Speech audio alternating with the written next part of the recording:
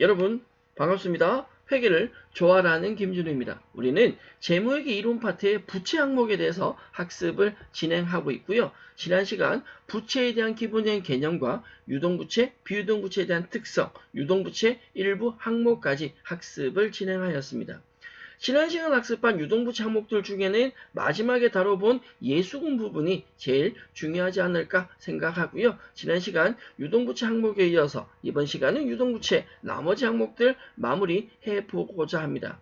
단기차입금, 가수금, 유동성 장기부채, 기타 유동부채 내용까지 학습 완료할 테니까 집중하셔서 잘 따라와 주시면 좋겠습니다. 유동부채 두 번째 항목 지금부터 출발합니다. 유동부채는 상환기간이 결산일로부터 1년 이내인 부채를 말한다 라고 했고요. 정상적인 영업주기 내에 소멸될 것으로 예상되는 매입채무나 미지급비용은 1년의 기준을 적용받지 않는다라고 했습니다. 이번 시간 저희가 만나실 유동부채에 대한 항목 중 첫 번째 보실 내용은 바로 단기차입금이고요. 이 단기차입금의 상대적인 게 장기차입금이 있겠죠. 단기는 기간이 짧은 1년 이내의 기간이라면 장기는 1년 이상의 기간이 되는데 단기차입금은 유동부채가 되고 장기차입금은 비유동부채가 되겠죠. 기간에 따라서 단기차입금이란 금융기관에서 발생한 당좌 차율과 1년 이내에 상환해야 되는 차입금을 말합니다. 보고기간 종료로부터 1년 이후에 상환해야 되는 차입금은 장기차입금. 이 장기차입금은 유동이 아니라 비유동으로 가죠. 자, 당좌 차월 나오는데 기억하십니까? 우리가 앞서 학습한 당좌 예금 파트에서 학습하신 내용이죠. 당좌 예금 잔액을 초과해서 수표를 발행하면 부도 처리하지 않고 당좌 차월로 일시로 처리한다라고 했고요. 이 당좌 차월은 당좌 예금이 현재 마이너스 상태이다 라고 생각하면 되죠. 당좌 차월은 임시 계정으로서 결산할 때는 단기 차입금으로 대체가 됩니다. 따라서 당좌 차월이나 상환기간 1년 이내 차입금을 단기 차입금으로 유동부채로 분류한다라는 거고, 보고기간 종료일이라는 용어가 나오니 보고기간 종료일은 우리가 쉽게 말하는 결산일이죠. 언제? 12월 31일. 이건 유동부채 판단 기준과도 명확하게 동일합니다.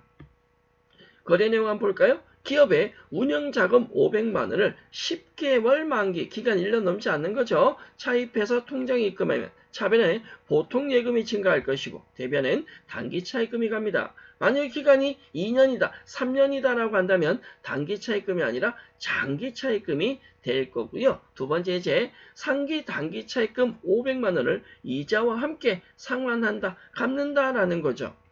대변에 보통 예금을 상환하는데 통장에서 500만원과 만원 합해서 501만원을 이체해서 지급합니다. 500만원은 단기차입금 부채고요. 만원은 이자 지급하니까 이자 비용으로 가죠. 단기차입금에 대한 기본적인 회계 처리는 어렵지 않습니다. 참고로만 보시면 되는데 여러분들이 조금 신경 써서 보실 건 이겁니다. 우리가 차입금에 관련된 혹은 대여금에 관련된 선이자가 있습니다. 이자를 먼저 주거나 이자를 먼저 받는다라는 건데 두 가지 상황 한번 볼까요? 첫 번째, 거래처에 현금 50만원을 2년간 대여하기로 하고 돈을 빌려주는데 다 주는 게 아니라 선이자를 공제하고 돈을 지급한대요. 반대로 거래처에서 50만원을 2년간 차입하는데 돈을 빌려오는데 50만원을 다 받는 게 아니고 선이자 2천원을 공제하고 돈을 받는데 1번 거래와 2번 거래는 상대적인 거죠. 1번 거래는 자금을 대여하는 우리가 빌려준 입장이고요. 2번은 차입하는 빌려오는 입장입니다. 빌려준다라면 대여금의 자산이 발생할 것이고 빌려온다면 차입금의 부채가 발생하겠죠. 자, 먼저 자금을 대여한다. 1년 이내라면 단기 대여금이지만 2년이니까 장기 대여금이 50만원 자산이 발생하고요. 빌려주는데 50만원의 대여금 처리하고 통장에서 돈을 지급할 때는 50만원을 다 주는 게 아니라 얼마만? 49만 8천원만 지급합니다. 2천원은 빼는데 그 2천원이 선이자고요. 돈을 빌려줄 때 발생한 선이자는 이자 수익으로. 실제로 우리가 돈을 빌려주면 나중에 이자를 받으면서 이자 수익 처리하잖아요. 선이자는 그 이자를 먼저 받은 것과 똑같다, 동일하다라고 생각하시면 되겠습니다. 그럼 반대로 돈을 빌린다. 우리가 부채가 발생할 건데 2년이니까 장기 차입금이 발생할 거고요. 통장에 돈이 들어올 때는 선이자 차감하고 49만 8천 원이 들어오는데 돈 빌리면 나중에 이자를 지급해야 돼? 근데 그 지급할 것에 대해서 미리 뭐를요? 선이자를 차감한다라고 생각해 주시면 되겠죠. 결론적으로 선이자는 이자 비용이나 이자 수익으로 처리한다라고 생각해 주시면 되겠습니다. 유동부채 다음 항목은 가수금이고요. 가수금은 금전 등을 수취하였는데 그 원인이 확인되지 않는다. 이건 임시로 사용하는 가계정입니다. 돈을 받았는데 돈을 우리가 입금은 되고 확인했는데 이 내역을 잘 모른다. 임시로 쓰는 계정이고 그 원인이 밝혀진다면 해당 계정 과목으로 반드시 다시 대체 분개를 하셔야 됩니다. 예를 들어 첫 번째 예제입니다.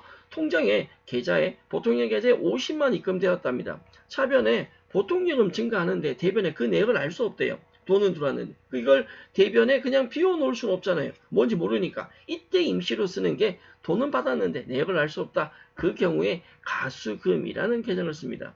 가수금은 부채 성격이고 대변에 발생하는데 내역을 알 수 없는 거죠. 이 알 수 없는 내역이 가수금 잡았다가 이 내역이 밝혀진다. 가수금 처리했던 50만 원이 외상매출금 회수액으로 밝혀진다면 대변에 있던 가수금을 차변으로 빼면서 대변에 외상매출금으로 들어갑니다. 여러분들이 이 1번 거래와 2번 거래를 이렇게 두 개를 붙여놓고 같이 보면 어렵지 않습니다. 근데 실제로는 1번 거래 말고 2번 거래만 딱 질문했을 때 이게 적잖이 당황하게 되거든요. 항상 회계는 전과 후가 존재하기 때문에 2번에 대한 회계처리를 한다라고 한다면 2번이 먼저가 아니라 가수금 처리했다. 돈 받았을 때 가수금 어떻게 처리하는지 1번 거래부터 명확하게 정리하고 2번 예제를 정리한다면 그게 어렵지 않게 정리할 수 있지 않을까 생각을 합니다. 자, 돈을 받았는데 그 내역을 잘 모른다. 임시로 처리하는 게 가수금이고 그 가수금이 밝혀지면 가수금을 없애면서 대변에 그 내역을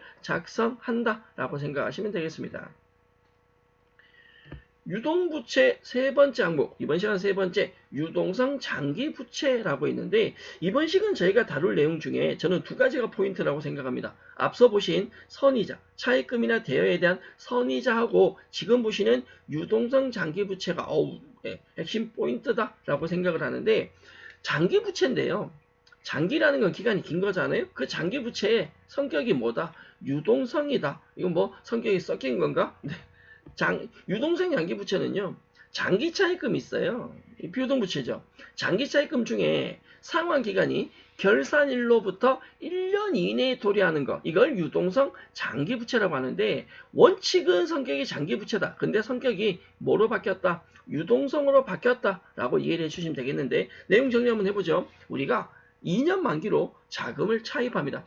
돈을 빌려서 차입금이 발생하는데 그 기간이 2년이라고요. 2년 만기로 차입하면 혹은 그 계정을 뭐로 처리할 것이냐 생각하셔야 되고 자 시간이 지나면 내가 빌릴 때는 2년 만기로 차입했는데 언젠가는 1년 이내 만기가 도래합니다. 정리해보자면 차입할 때 2년이다. 이건 성격이 단기가 아니고 뭔 거예요? 장기예요. 그런데 상환기간이 1년 이내가 되면 이건 장기가 아니라 단기로 바뀌어야 됩니다. 예를 들어 이걸 다시 3년 만기로 상환을 연장을 하면 다시 장기가 되는 거죠. 이 기간에 따라서 성격이 단기가 되기도 하고 뭐가 되기도 장기가 되기도 한다. 이건 순서대로 전체를 하나로 보고 정리를 할 수 있으셔야 됩니다. 자, 다시 갈게요. 2년 만기, 2년 기간으로 자금을 차입한다라는 건 1년을 초과하기 때문에 우리는 성격을 비유동 부채로 처리하셔야 됩니다. 맞습니까? 비유동 부채로 처리하시고 계정 과목은 당연히 장기 차입금이 됩니다. 자, 한 번 더요. 내가 차입을 했는데 기간이 1년이다라고 한다면 단기가 되지만 1년 초과된 2년이라면 장기 차입금이 맞습니다. 그걸 우리는 비유동 부채라고 이야기를 하죠. 그런데 빌릴 때 기간이 2년이어서 장기 차입금 비유동 부채 잡았어. 시간이 지나서 얘네가 상환 기간이 1년 이내가 되는 거예요. 그러면 비유동 부채이던 것이 성격이 뭐로 바뀌어야 된다? 유동 부채로 바뀌어야 된다라는 거죠. 장기 차입금이 유동 부채로 바뀌어야 된다. 이 장기 차입금을 단기 차입금으로 바꾸셔야 된다라는 전제가 발생합니다. 그런데 문제는 뭐냐면 장기 차입금을 단기 차입금으로 바꿀 수가 없습니다. 왜? 장기 차입금을 단기 차입금으로 바꿔버리면 원래 있던 단기 차입금들하고 구분이 안 되는 거지. 이건 장기에서 단기로 바뀌었다라는 걸 관리를 하겠다라는 거죠. 그래서 나온 계산 과목이 바로 뭐냐면 장기가 1년 이내가 되면 단기로 가는 게 아니라 뭐로 간다? 유동성 장기부채로 간다. 원래 장기부채였는데 성격이 유동성으로 변했다. 이게 하나의 계산 과목이다라는 거죠. 자, 결론은 장기 차입금이 있는데 상환기간이 1년 이내 내년에 갚아야 된다라고 한다면 이걸 유동성 장기부채로 바꾸는데 이 회계 처리를 언제 하느냐? 일반적으로 결산 때 하게 되고요. 12월 31일 날 하게 되고 굉장히 중요합니다. 이걸 우리는 유동성 대체라고 합니다. 유동성 대체라고 하는 건 한마디로 장기 차입금을 유동성 장기 부채로 바꿔주는 회계 처리다라고 생각하셔야 되는데 부채인 장기 차입금을 대변에서 차변으로 뺍니다. 그러면서 대변은 유동성 장기 부채가 만들어지는 거죠. 이걸 결산일 12월 31일 날 우리가 결산을 하다 보면 해야 될 일이 많아요. 결산하는 12월 31일에 장기 차입금 리드를 쭉 보는 거야. 차입금이 몇 건이 있더라. 이 별로 뭐 좋은 말은 아닌데 차입금 많으면 안 좋은 건데 장기 차입금 있는데 이 중에 내년에 갚아야 될 게 두 개가 보이더라. 그럼 이 두 가지는 장기 차입금이 아니라 뭐로 바꿔야 된다고요? 유동성 장기 부채로 바꿔야 된다라는 거죠. 자, 유동성 장기부채 잡아놨는데 내년에 갚아야 된대. 근데 갚기 전에 은행 가서 부탁을 한 거지. 우리 돈이 없는데 좀 기다려주면 안 돼? 라고 해서 은행이 오케이. 그러면 3년 연장해줄게. 그럼 다시 기간이 늘어나는 거죠. 기간이 길어지는 거죠. 유동부채던 항목이 다시 뭐로 바뀌느냐?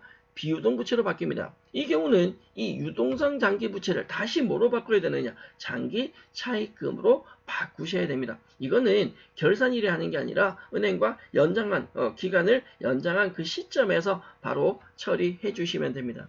자, 유동성 장기부채는 그냥 지 혼자 발생하는 게 아닙니다. 얘는 장기 차입금에서 출발하셔야 되고 어느 시점에서 대부분 결산 시점에서 발생한다라고 생각해 주시면 되고요. 다시 연장했을 때도 물론 나올 수는 있습니다.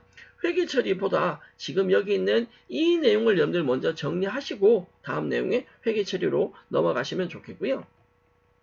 유동성 장기부채에 대한 첫 번째 회계 처리합니다. 2000X1년 11월 20일 날 36개월 후 상환 조건으로 자 3년이죠. 200만 원을 차입해서 통장에 입금한답니다. 보통 예금에 200만 원 입금될 거고요. 기간이 36개월이니까 단기 차입금 아닙니다. 기간이 길기 때문에 장기 차입금으로 들어가죠. 장기 차입금은 비유동 부채입니다. 이 차입금이 결산하려고 하니까 X2년도 결산하려고 하니까 장기 차입금 200만 원 상환기일이 언제로 도래했다? 내년으로 도래해서 뭘 한다고요? 유동성 대체를 한다고요. 자, 결산일인 12월 31일 날 유동성 대체를 한다는 게 무슨 말이냐고요. 장기 차입금이 있는데 이 장기 차입금의 성격을 유동성으로 바꾼다라는 말 아니야. 장기 차입금을 내년에 갚아야 되니까 유동성으로 단기로 바꾼다? 단기는 못 가니까 무슨 이름으로? 유동성 장기 부채라는 이름으로 간다라는 거죠. 장기 차입금이 감소하면서 대변에 유동성 장기 부채로 갑니다. 1번 예제보다 저는 개인적으로 이 2번 예제가 더 중요하다라고 생각을 하고요. 자, 세 번째. 유동성 대체한 장기 차입금이 있어. 자, 이 말 함정에 빠지시면 안 됩니다. 유동성 대체한 장기 차입금이 장기 차입금 아니에요. 원래 장기 차입금이었는데 얘를 뭐로 신바꿨다? 유동성 대체했으니까 현재 장부에는 유동성 장기 부채로 되어 있을 거 아니에요. 이건 비유동 부채가 아니라 유동 부채로 되어 있다는 거죠. 이 유동 부채 상환기일이 도래해서 현금으로 상환했다. 유동성 장기 부채가 빠지면서 현금을 상환합니다. 결론은 장기 차입금을 가지고 있다가 장기 차입금을 상환하는 경우는 없어요. 장기 차입금은 유동성 장기 부채로 바뀌었다가 유동성 장기 부채를 상환하게 됩니다. 물론 이제 중도 상환이 아니다라고 가정한다면 또한 하나 더 붙이자면 제가 예제를 살펴보지는 않았는데 이 유동성 장기 부채가 은행과 합의하에 다시 기간이 연장이 된다면 유동성 장기 부채가 빠지면서 장기 차입금이 다시 만들어지게 됩니다. 관련된 회계 처리는 내용 한 번 더 정리해 주시고 유동부채의 종류에 대해서 특성에 대해서 살펴보고 있는데 추가적인 기타 유동부채 항목이 있습니다. 이건 많이 쓰는 항목은 아니고요. 미지급 세금, 미지급 배당금, 부가세 예수금이라는 유동부채 항목도 있는데 미지급 세금은요. 말 그대로 세금인데 아직 납부하지 않은 세금을 미지급 세금이라고 합니다. 실제로 이 미지급 세금은 결산할 때 법인세 계산할 때 많이 발생하게 되는데 우리가 회사가 납부해야 될 법인세가 있어요. 법인세가 결산 시점에서 얼마의 금액이 있는데 그 중에 일부 먼저 낸 세금이 있다라면 선납세금이 있고요. 나머지 세금을 내야 된다. 향후에 납부해야 된다라고 할 때 미지급 세금으로 처리되게 됩니다. 이 선납세금은요.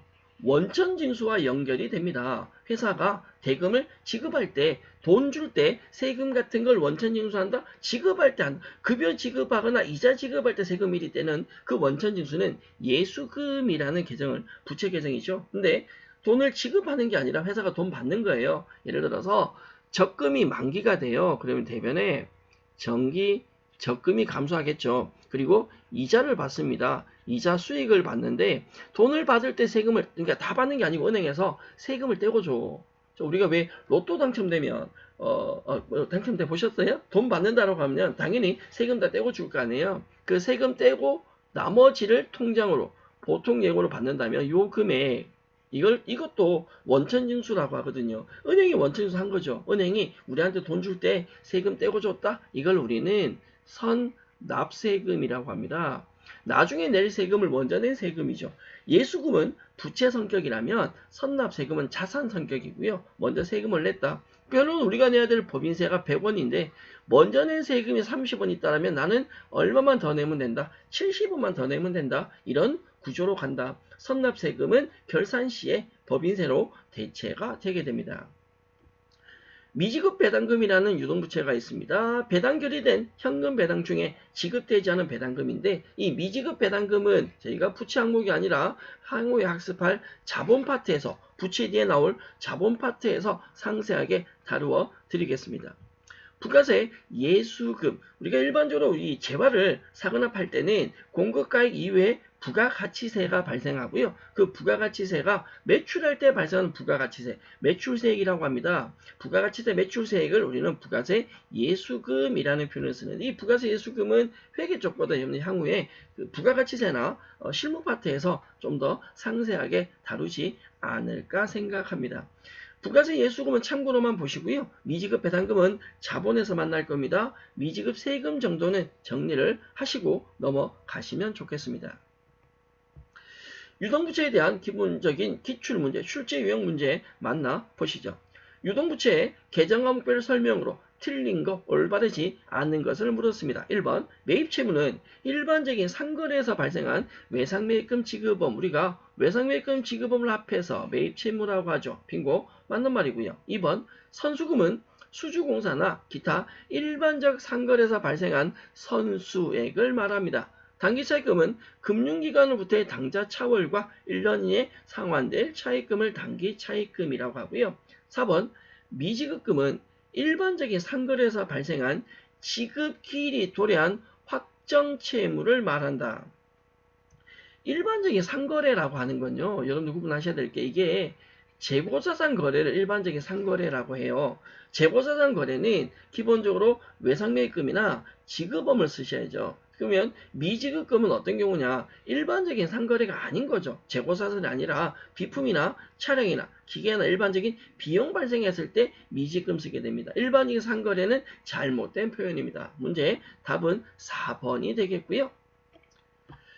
자, 이번 시간 저희는 유동부채, 지난 시간에 이어서 유동부채 일부 항목들에 대해서 추가적으로 정리를 해드렸습니다. 유동부채 내용은 여기까지 마무리하도록 하고요. 다음 시간부터 저희는 비유동부채로 넘어갈 건데 비유동부채가 여러 가지 항목들이 있는데 우리가 어려운 것부터, 가장 어려운 사채부터 먼저 한번 도전해 보겠습니다. 도전 정신을 가지고 어려운 사채부터 먼저 마무리하고 사채부터 정리하고 나머지 비유동부채 항목들 정리하는 걸로 하겠습니다. 사채는 조금 어려우니까 살짝 긴장하시고 임해 주셔야겠습니다. 유동부채 항목은 여기까지 마무리하고요. 저는 비유동부채 사채 내용을 가지고 다음 시간 여러분들과 함께 학습을 이어 나가도록 하겠습니다. 여러분 수고하셨습니다.